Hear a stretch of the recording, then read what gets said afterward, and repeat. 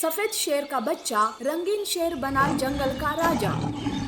एक बार की बात है। एक घना जंगल था। जंगल का राजा एक सफेद शेर था। शेरनी गर्भवती थी।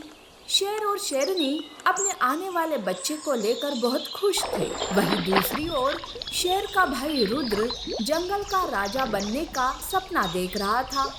वो शेर और शेरनी के सामने एक अच्छे भाई की तरह रहता था, पर मन ही मन नफरत की आग में जल रहा था। आखिरकार वो दिन आ ही जाता है जब शेरनी एक प्यारे से रंगीन शेर को जन्म देती है, जिसे देख शेर और शेरनी बहुत खुश होते हैं। पर रुद्र अपने मन में सोचता है, इस जंगल का वारिस जन्म ले चुका है। अगर अब भी मैं यूं ही हाथ पर हाथ धरे बैठा रहूंगा तो आगे जाकर जैसे भाई की जी हजूरी कर रहा हूँ वैसे ही उसके बेटे की भी करनी पड़ेगी। नहीं नहीं, मैं ऐसा नहीं होने दूंगा। मुझे कुछ ऐसा सोचना होगा जिससे कि भाई का बेटा खुद ये जंगल छोड़कर चला जाए। रुद्र यूं सोच रहा था कि तभी उसे एक ख्याल आता है। वो शेरनी को गुफा में अकेला पाकर उसके पास कुछ जहरीले फल ले जाता है। शेरनी, मुबारक हो, आपने इस जंगल के होने वाले राजा को जन्म दिया है। रुद्र, मैं चाहती हूँ कि मेरा बेटा सिम्बा इस जंगल का राजा बनकर तुम्हारे भाई की तरह ही एक न्याय पसंद और ताकतवर राजा कहलाए। सिम्बा को अच्छी तबीयत देने की जितनी हमारी जिम्मेदारी है उतनी ही तुम्हारी भी है। तब रुद्र अपने मन में सोचता है, अरे ओ शेरनी, छोड़िए सारी बकवास और जल्दी से ये फल खा ले ताकि भाई के आने से पहले तू इस दुनिया को अलविदा कह सके। रुद्र, तुम हमारे परिवार का कितना ख्याल रखते हो। मैं वो फल बाद में खा लूंगी। अब तुम जाओ यहाँ से। अरे ये क्या बात हुई? आप मेरी माँ जैसी हो। मैं आपके लिए इतने प्यार से ये फल लेकर आया और आप हो कि इसे खा नहीं रहे हो। ये अच्छी बात नहीं है। अरे, तुम तो बुरा मान गए। ला दो, मैं खा लेती हूँ। शेरनी वो जहरीले फल खा लेती है और वही तड़प तड़प कर मर जाती है। शेरनी के मरते ही रुद्र वहां से चला जाता है। कुछ देर बाद जब शेर गुफा के अंदर आता है तो वो देखता है कि शेरनी मरी पड़ी हुई है। ये देखकर शेर के पैरों तले जमीन खिसक जाती है। वो जोर जोर से दहाड़ मारता है। शेर की दहाड़ सुन सारे जानवर वहां इकट्ठा होते हैं।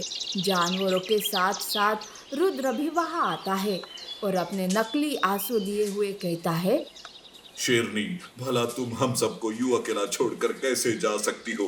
अरे भाई, ये क्या हो गया? शेर उस हालत में नहीं था कि वो कुछ कह सके। वो सहमा सा गया था। रुद्र सिम्बा की ओर देखते हुए कहता है, ये सब इस मनहूस की वजह से हुआ है। इसके आते ही अच्छी खासी शेरनी एकदम से मर गई। यूं वो फूट फूट कर रोने का नाटक करता है। शेर ना तो कुछ बोल रहा था और ना ही उसकी आंखों से आंसू निकल रहे थे। वही दूसरी ओर बेचारा सिम्बा, उसे ये भी नहीं मालूम कि वहाँ क्या हो रहा है। वो बस अपनी माँ के पास बैठा हुआ था। दिन बीत रहे थे। रुद्र शेर को सिम्बा से दूर रखने लगा। वो शेर को धीरे धीरे नींद की दवा दे रहा था, जिससे कि शेर हमेशा सोता रहता था। इसी बात का फायदा उठाकर रुद्र धीरे धीरे जंगल पर राज करने लगा और जानवरों पर जुल्म करने लगा। वो ना सिम्बा को ठीक से भोजन दे रहा था और ना ही उसका ख्याल रख रहा था। ये सब देख जानवर उदास होते हैं। एक दिन रुद्र सिम्बा के पास जाता है और कहता है, अरे ओ सिम्बा, भैया ने बुलाया है तुझे। ये सुनकर सिम्बा खुश हो जाता है और वो भागता हुआ शेर की गुफा के पास जाता है। जैसे ही वो गुफा के करीब पहुंचा, उसे गुफा के अंदर से शेर की आवाज सुनाई देती है। रुद्र, सिम्बा जैसे ही आएगा मैं उसे खत्म कर दूंगा। उस मनहूस के पैदा होते ही मेरी शेरनी मर गई। अब जब भी उसका चेहरा देखता हूँ तो मुझे शेरनी की याद आती है। भैया, एक बार सोच लो, वो आपका बेटा है। उस मनहूस का होने से ना होना ही अच्छा है।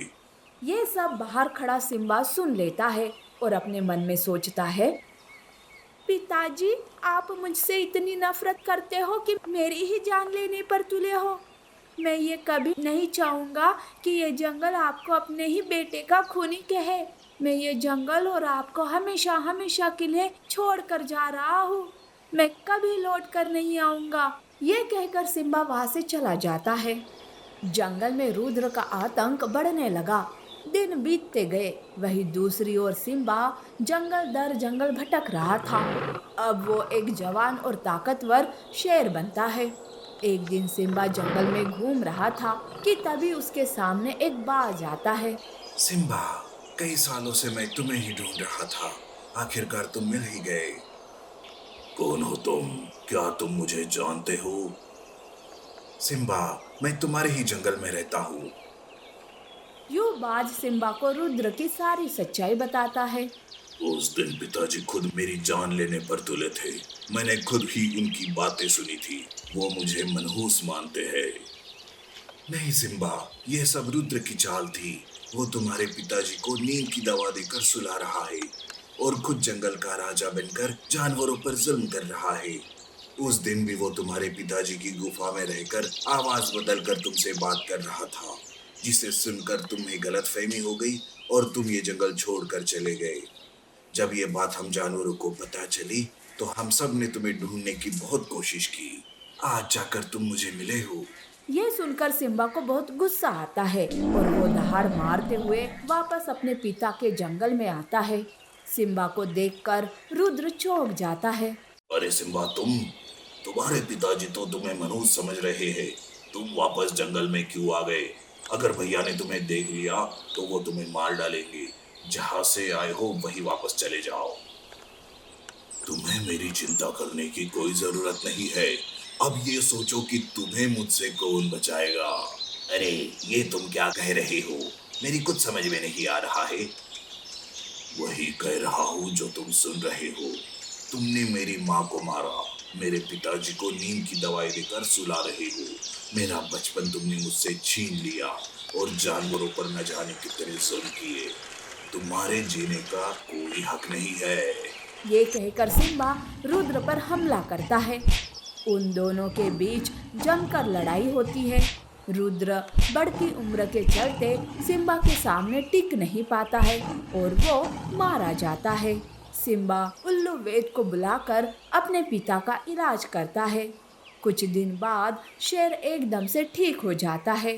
सिम्बा जंगल का राजा बनकर एक अच्छा राजा होने का कर्तव्य निभाने लगता है।